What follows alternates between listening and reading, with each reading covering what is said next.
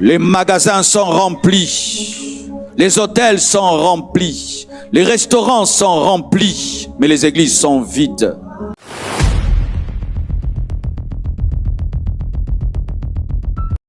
Répentez-vous pour amener les autres à la repentance. Sortez de vos péchés.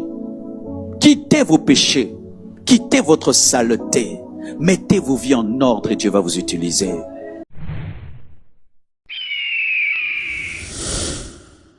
Les magasins sont remplis. Les hôtels sont remplis. Les restaurants sont remplis. Mais les églises sont vides. Ce n'est pas qu'ils n'ont pas des pieds pour aller quelque part. Ils doivent être attirés par quelque chose. S'ils remplissent les restaurants, c'est parce qu'on prépare bien. S'ils vont tout le temps chez des montres, parce que ce sont des montres de qualité. Mais qu'est-ce que l'église propose? Des cultes froids, morts. Choristes, quand vous montez ici, priez, jeûnez. Priez, jeûnez. Priez, jeûnez avant de monter ici. On ne vient pas ici vivre votre froideur, votre mort spirituelle, où vous n'avez même pas prié et vous prenez des micros. Pourquoi je m'accroche à cette chair? J'ai faim. J'ai faim, c'est pourquoi je tiens cette chair. J'ai faim, c'est pourquoi je tiens cette chair. J'ai pris que des fruits. Ça coûte le réveil. On ne vient pas s'amuser et puis un réveil. Non, ça coûte cher. Ça coûte cher. On ne s'amuse pas à l'église. C'est un combat, c'est une confrontation spirituelle. Et on est allé à l'église, et c'était joli. Non, c'est une maternité où on enfante des hommes. Tant que vous penserez qu'aller à l'église, c'est faire genre, montrer ses chaussures, montrer ses habits, vous n'avez rien compris. Rien compris. Rien compris. Si Dieu vous ouvrait les yeux, il y a des esprits impurs, des puissants des ténèbres, des sorciers, des magiciens, des occultistes. Et on monte, on fait des choses, mais on regarde là-bas. Il n'a même pas prié 1 heure du temps. Tu te tiens devant les gens pendant 1 heure, tu n'as même pas prié pendant 1 heure. Tu te tiens devant les gens pendant 2 heures, tu n'as pas prié 2 heures du temps. Qu'est-ce que tu vas donner aux gens? Nous sommes là pour les choses de l'esprit. Contre les dominations, contre les princes de ténèbres de ce monde. C'est pourquoi, prenez toutes les armes de Dieu. Quand il y a le combat, on s'arme. Quand il y a le combat, on porte des boucliers. Quand il y a un combat, on cherche l'épée. On cherche les chaussures. Il y a un combat. Il faut s'armer. Et la puissance, l'onction, est une arme.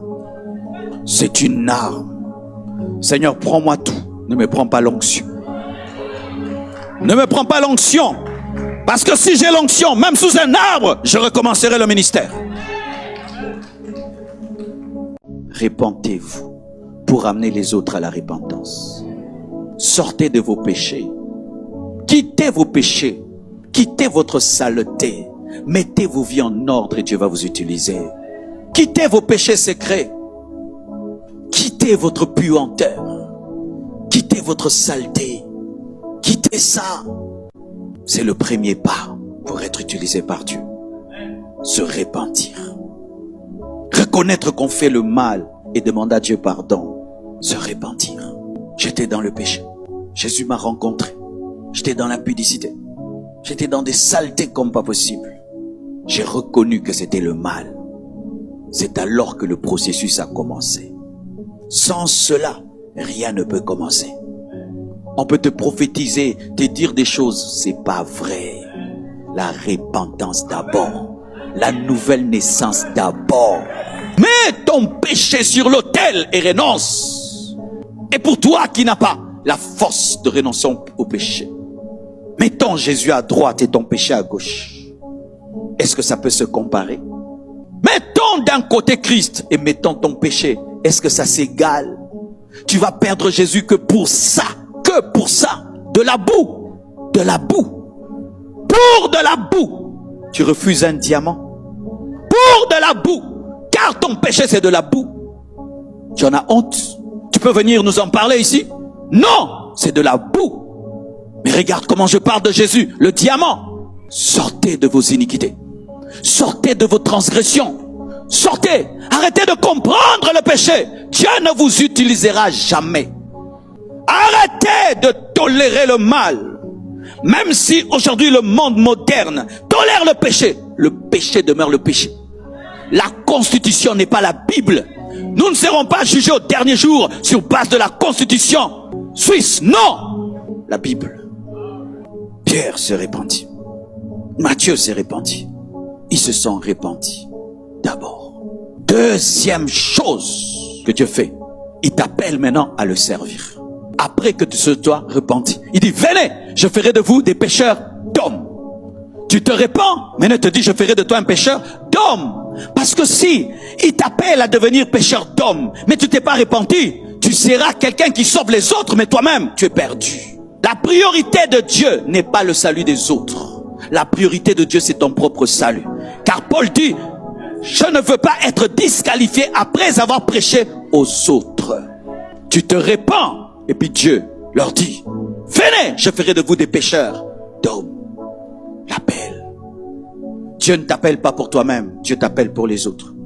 Tous les gens qui ont des appels pour eux-mêmes ne sont pas appelés par Dieu.